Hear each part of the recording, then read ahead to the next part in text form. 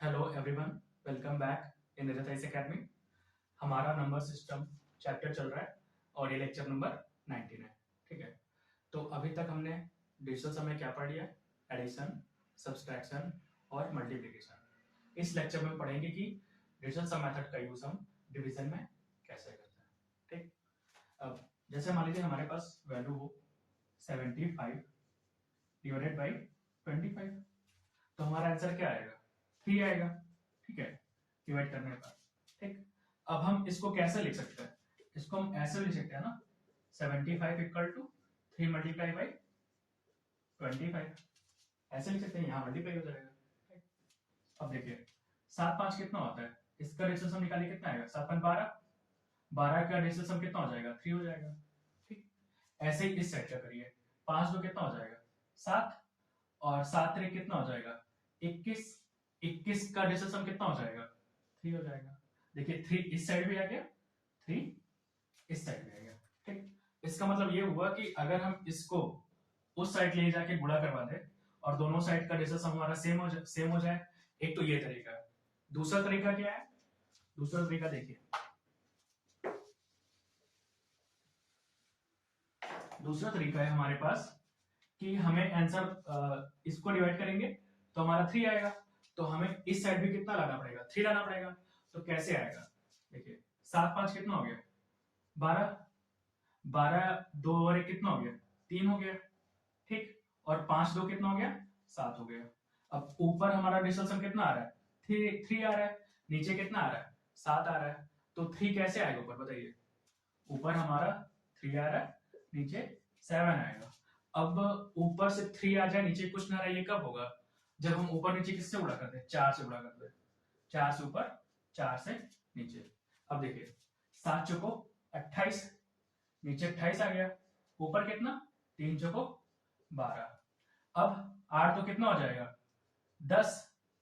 और ऊपर 2 1 3। तो ऊपर डिजिटल सम कितना आ गया? 3 आ गया। और नीचे 1 और 0 का डिजिटल सम कितना हो जाएगा? 1 ही हो जाएगा। तब देखिए हमारा 3 आ गया ना ऊपर। इस तरह का हम करेंगे। ठीक है, तो ये प्रोसेस काफी लंबा है, हम आगे एक्सप्लेन करेंगे कैसे करते हैं।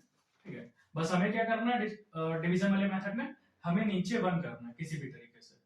ठीक, अब जैसे नीचे हमारा कितना 7 आ गया, तो हमने 4 से मल्टीप्लाई किया। ठीक, क्योंकि ये कितना हो जाएगा? 7 चौक 28, 8 2 कितना होता है? 10।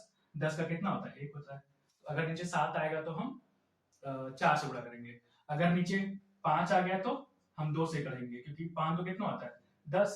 और 1 0 कितना हो जाएगा? 1। ठीक, और अगर मान लीजिए हमारे पास आ जाए 7 आ जाए, तो 7 तो हम 4 से करेंगे, और 2 आ जाए तो 5 से करेंगे। ठीक, लेकिन अगर नीचे 3 6 9 आएगा तो हम इस तरह मेथड से नहीं निकाल पाएंगे। ठीक, तो वहां हमारा डिवीजन मेथड फेल हो जाएगा। तब या फिर उसको डिवाइड करेंगे, तब हमारे आंसर आएगा। ठीक है, हम आगे लेक्चर में इसको डिस्कस करेंगे कैसे करते हैं। ठीक है, अभी बेसिक से समझ लीजिए थोड़ा सा। ठीक, तो एक क्वेश्चन और देख लीजिए।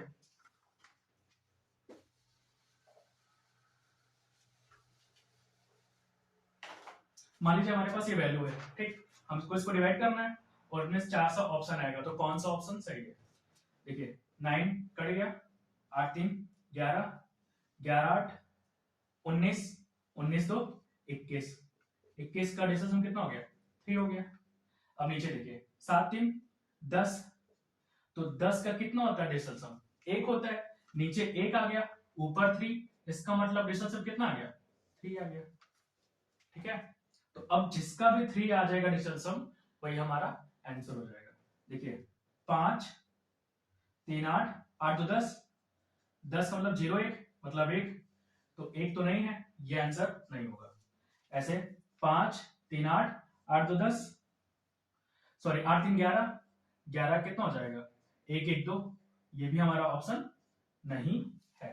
ठीक, ऐसे देखिए 5 4 9, बचा कितना? 3, तो हमारा डिजिटल सम कितना हो गया?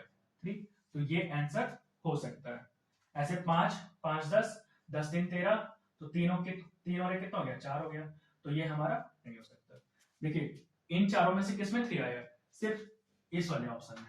इसमें हमारा डिजिटल सम कितना आया? 3 आया, तो हमारा सी ऑप्शन सही हो जाएगा। ठीक है, अब देखिए फिर से the rule of digit sum fail in some case when the denominator has 369। Division method में अगर हमारा डिनोमिनेटर में 369 आएगा तो ये मेथड फेल हो जाएगा, ठीक। In this case, better is to divide the number first to remove the denominator. Digital sum method not applied on approx like 7.738। तो इस लाइन में कह रहा है कि अगर हमारी approx कोई वैल्यू आएगी तो उस केस में हम डिजिटल सम मेथड का यूज नहीं करेंगे, ठीक। तो इसमें कह रहा है कि अगर हमारा approx वैल्यू आएगी तो हम डिजिटल सम मेथड का यूज नहीं करेंगे।